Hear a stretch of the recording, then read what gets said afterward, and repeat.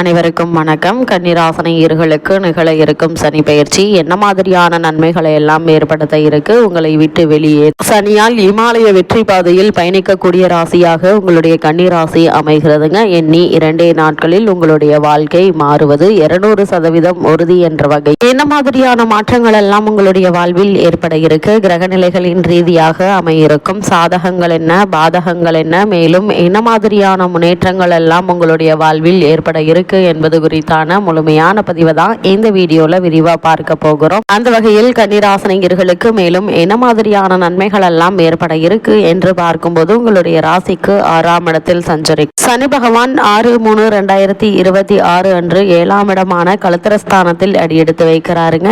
இதை கண்டகச்சனி என்று சொல்வது வழக்கம். குரு வீட்டில் சனி சஞ்சரிக்க போவதால் நீங்கள் பயப்பட வேண்டாம். அதே நேரம் ஆரோக்கிய தொல்லை வருங்க. மருத்துவ செலவால் மனக்குழப்பம் ஏற்படும். நினைத்ததை நினைத்த நேரத்தில் செய்ய இயலாது. உறவினர் பகை உருவாகாமல் பார்த்து கொள்ளுங்க. அதே போல் வீண் விரயங்கள் அதிகரிக்காமல் இருக்க சுப விரயங்களை மேற்கொள்ளுங்க. இது போன்ற நேரங்களில் சனி கவசம் பாடி சனி பகவானை வணங்குவது எண்ணற்ற நன்மைகளை உங்களுடைய நிச்சயம் ஏற்படுத்துங்க. அது மட்டும் இல்லாம இந்த மார்ச் 6ஆம் தேதி முதல் கன்னிராசினியர்களான உங்களுக்கு சனி பகவான் உங்களுடைய ராசிக்கு 7ஆம் இடத்தில் சஞ்சரிப்பதால் குடும்ப கூடுங்க. கொடுக்கல் வாங்கலில் ஏமாற்றங்களை சந்திக்க நேரிடும். கடுமையாக முயற்சித்தும் ஒரு சில காரியங்கள் முடிவடையாமல் போகலாங்க. எதையும் திட்டமிட்டு செய்ய முடியவில்லையே என்று கவலைப்பட்டவர்கள் ஒரு சிலருக்கு உடல்நிலையில் ரண சிகிச்சை கூட ஏற்படலாம். இடமாற்றம், வீடு மாற்றம் போன்றவை நடைபெறுங்க. பொதுவாகவே இது போன்ற நேரங்களில் மிக மிக கவனமாக நடந்து கொள்ள வேண்டியது மிக மிக அவசியம் என்பதை கிரகநிலைகள் மீண்டும் மீண்டும் தெளிவுபடுத்துது. அதே போல் கன்னிராசினியர்களை பொறுத்த வரைக்கும் உங்களுடைய ராசிக்கு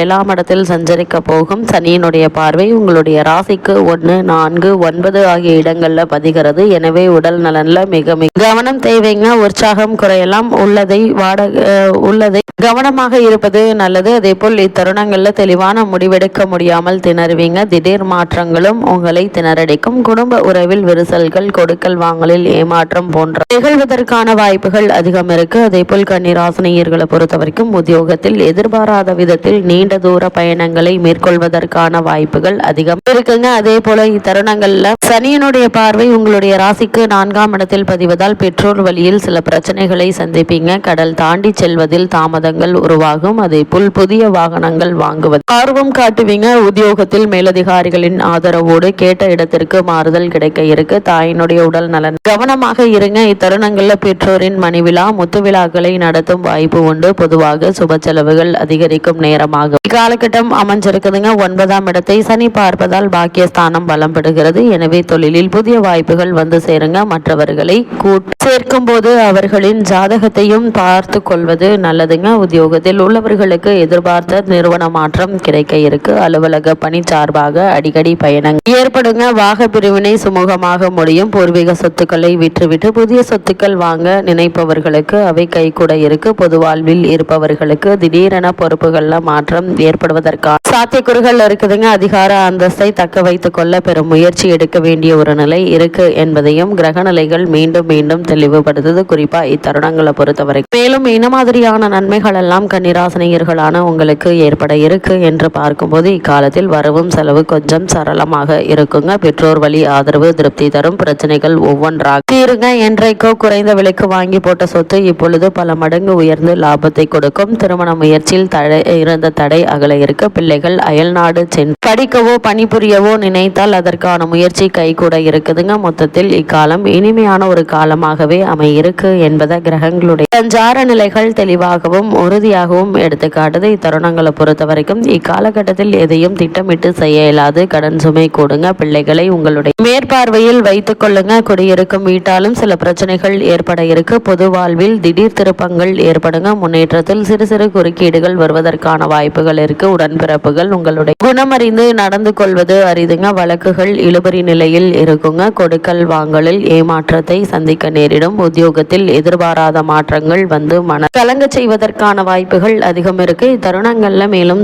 சனி பகவானுடைய பயிற்சியின் காரணமாக என்ன மாதிரியான முன்னேற்றங்கள் எல்லாம் ஏற்பட இருக்கு என்று பார்க்கும்போது இக்காலத்தில் பொருளாதார நிலை திருப்தி தருங்க. அதே போல் புனித பயணம் அதிகரிக்க இருக்கு. எதையும் உடனடியாக செய்து பாராட்டு பெறுவீங்க. கொடுக்கல் வாங்கலில் எதிர்பார்த்த லாபம் கிடைக்குங்க. கடனை திரும்பி செலுத்தி விடுவீர்கள். அதே போல் இடம் வீடு வாங்கும் எண்ணம் நிறைவேற இருக்கு. வெளிநாட்டு அழைப்புகளை ஏற்றுக்கொள்வது பற்றி சிந்திப்பீங்க. உத்தியோக கூடுதல் பொறுப்புகள் கிடைக்கும். அதே போல் பொதுநலத்தில் உள்ளவர்கள் எதிர்பார்த்த இலக்கை அடைவதற்கான சாத்தியக்கூறுகள் நிறைந்த ஒரு தருணமாக தான் இக்காலகட்டம் அமைஞ்சிருக்குது என்பதை கிரகங்களுடைய சஞ்சார நிலைகள் தெளிவாகவும் உறுதியாகவும் எடுத்து காட்டுதுங்க. இத்தருணங்களை பொறுத்த வரைக்கும் மீனராசியில் சனி பகவான் சஞ்சரிக்கும் காலகட்டத்தில் 3 முறை குரு பகவான் பெயர்ச்சி ஆகிறார். அதாவது 2026 மே மாதம் கடகராசிக்கு குரு செல்கிறாருங்க. லாபஸ்தானம் பலப்படுவதால் செய்தொழிலில் சிறப்பாக இருக்கும். 2027 ஜூன் மாதம் சிம்ம ராசிக்கு செல்லும் குருவை பொறுத்த வரைக்கும் விரயஸ்தானத்தில் பலம் பெறுகிறாருங்க. எனவே விரயங்கள் அதிகரிக்கும். உத்தியோகத்தில் உழைப்புக்கேற்ற பலன் கிடைப்பது சற்று கடினம் தாங்க. அதனால் ஆரம்பத்தில்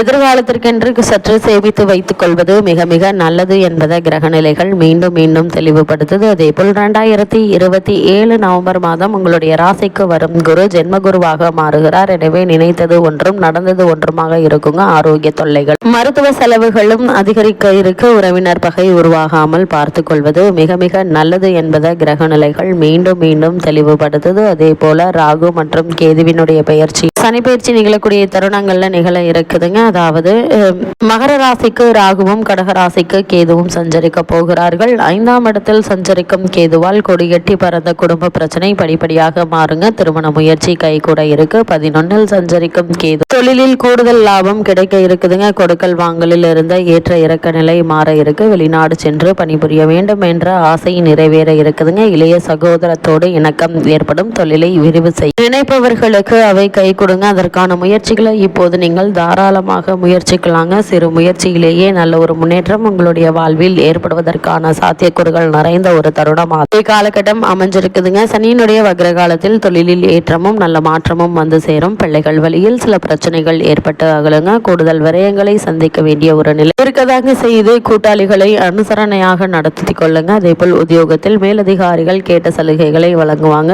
குருவினுடைய வக்ர காலத்தில் கொடுக்கல் வாங்கல் ஒழுங்காகும். தாயினுடைய உடல் நலம் சீராகுங்க. இடம் வாங்குவது வீடு கட்டுவது போன்றவற்றில் கவனம் செலுத்துவீங்க. எதிர்காலத்தை பற்றிய பயம் அகலுங்க. கல்யாண முயற்சிகள் உங்களுக்கு கைகூட இருக்கு.